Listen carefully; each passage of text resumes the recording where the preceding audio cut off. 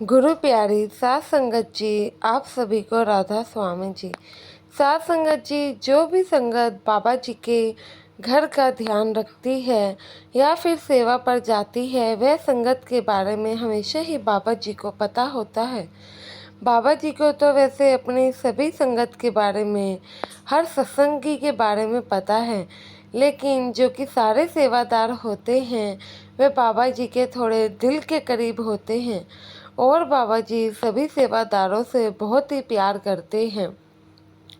साथ संगत जी, आपसे विनती है कि वीडियो के अंत तक ज़रूर बने रहे और संगत के अपने चैनल को सब्सक्राइब करना ना भूले जी।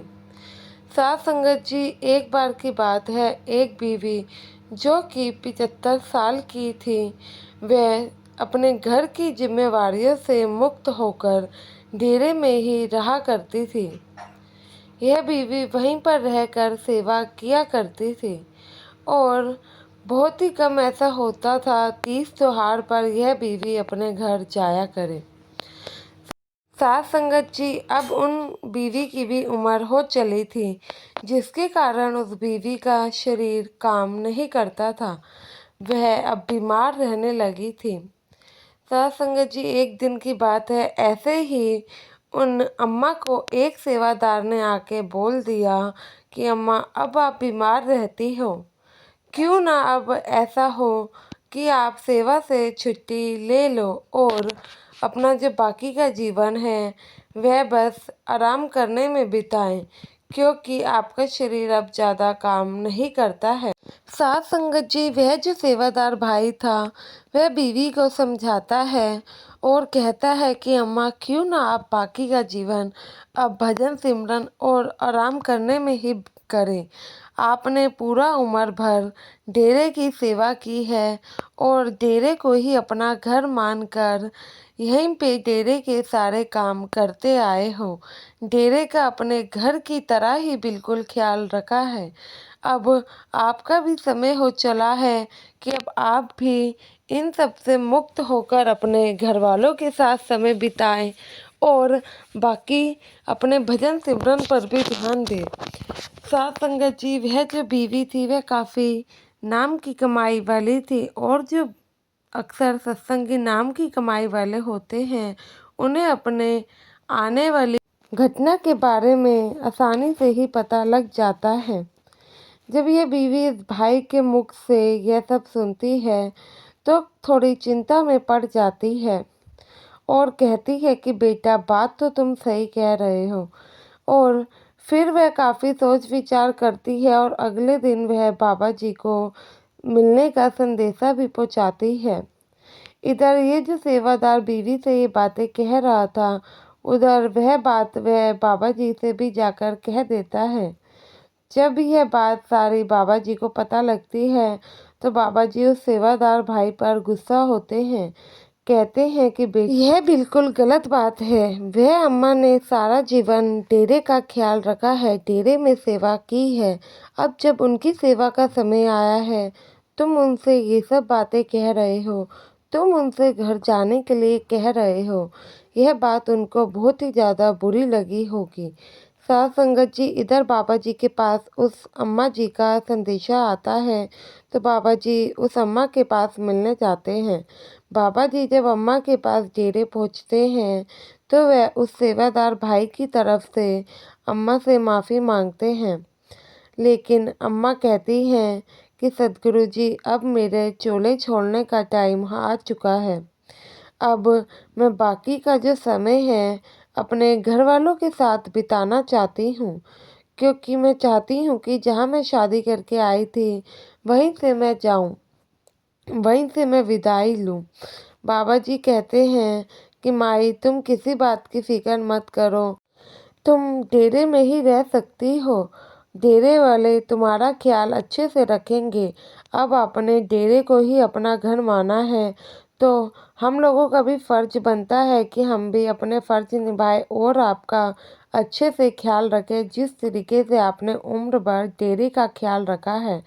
तो वह बीवी हाथ जोड़कर बाबा जी से कहती है कि बाबा जी, नहीं, मैं बस बाकी का थोड़ा सा जो बचा हुआ समय है वह बस घर परिवार और पोते पोतियों को देना चाहती हूँ ताकि मेरी भी मुक्ति आसानी से हो सके।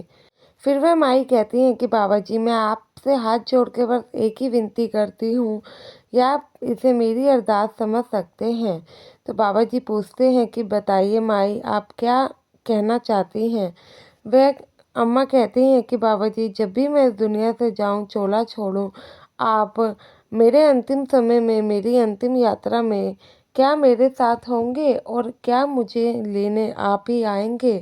तो बाबा जी कहते हैं, माई क्यों नहीं, जब आपने पूरी उम्र नाम की कमाई की है तो मालिक जो करेगा अच्छा ही करेगा, और मैं आपसे वादा करता हूँ कि आपकी अंतिम यात्रा में मैं आपके साथ ही रहूँगा। तो साध संगत जी, वह माई के कहने पर उनके बेटे को बुलाया जाता है और उनका बेटा भी गाड़ी लेकर डेरे जल्द ही पहुंच जाता है। जब माई डेरे से निकल रही होती है तो वह पीछे मुड़कर डेरे को देखती हैं तो वह काफ़ी रोती हैं, उनकी आंखों से काफ़ी आंसू बहते हैं। लेकिन साध संगत जी, उनका जाने का फैसला भी सही था, क्योंकि वह बचा हुआ समय अपने परिवार वालों के साथ बिताना चाहती थी। जब वह घर पहुंचती हैं तो वह अपने घर में जाकर अपने बहू से यही कहती हैं कि बेटा, मैं बस भजन सिमरन में अपना समय बिताऊंगी। मैं इस कमरे में जा रही हूँ भजन सिमरन करने। आप बस जब भी मेरे कमरे में आओ, नॉक करके आना। आधे घंटे तक अगर मैं गेट ना खोलूँ तो फिर चिंता जाहिर करने लगना। ऐसे ही करके वह बीवी भजन सिमरन के लिए चली गई, और जैसे जैसे इस बीवी को समय मिलता वह अपने भजन सिमरन पर बैठ जाया करती। ऐसे ही अब 2 दिन होने चले थे। साथ संगत जी, 2 दिन जब पूरे हो जाते हैं, बहू क्या देखती है, वह माँ जी के लिए चाय लेके जाती है और गेट खड़खड़ाती है, लेकिन गेट अंदर से कोई नहीं खोलता है। वह काफ़ी देर गेट को नॉक करती है और आवाज़ भी लगाती है, माँ जी गेट खोलिए, लेकिन पीछे से कोई आवाज़ नहीं आती है। वह घबरा जाती है और अपने हस्बैंड को फ़ोन मिलाती है और सारी घटना के बारे में बताती है। जब उनके हस्बैंड आते हैं वो भी ट्राई करते हैं, लेकिन गेट नहीं खुलता है। तो आखिर में ये लोग गेट तोड़ देते हैं। गेट तोड़ने के बाद दोनों हस्बैंड वाइफ क्या देखते हैं कि जो ये माँ जी थी, यह अपने भजन सिमरन की मुद्रा में बैठी हुई थी। जब दोनों ने माँ जी को ऐसे पाया तो आहत की सांस भरी, लेकिन जैसे ही लड़का जाकर अपनी माँ को हिलाता है तो उनका शरीर नीचे गिर जाता है।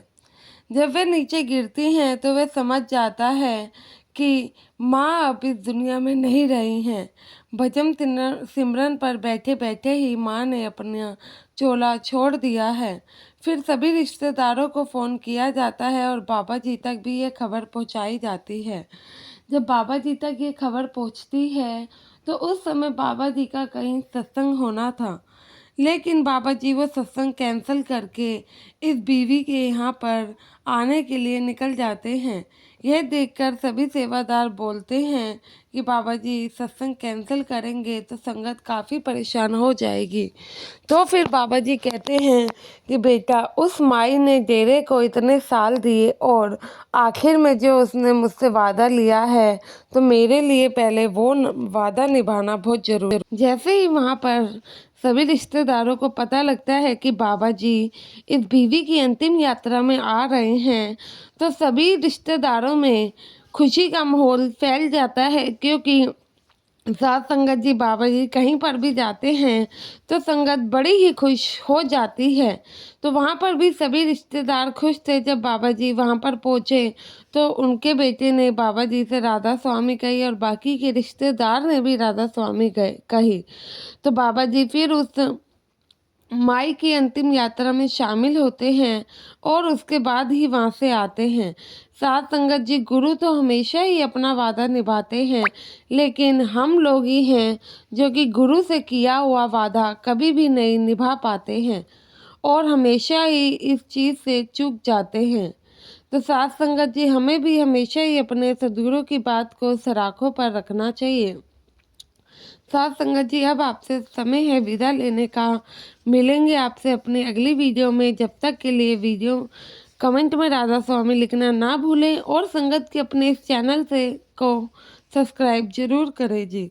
गुरु प्यारे साथ संगत जी, आप सभी को राधा स्वामी जी।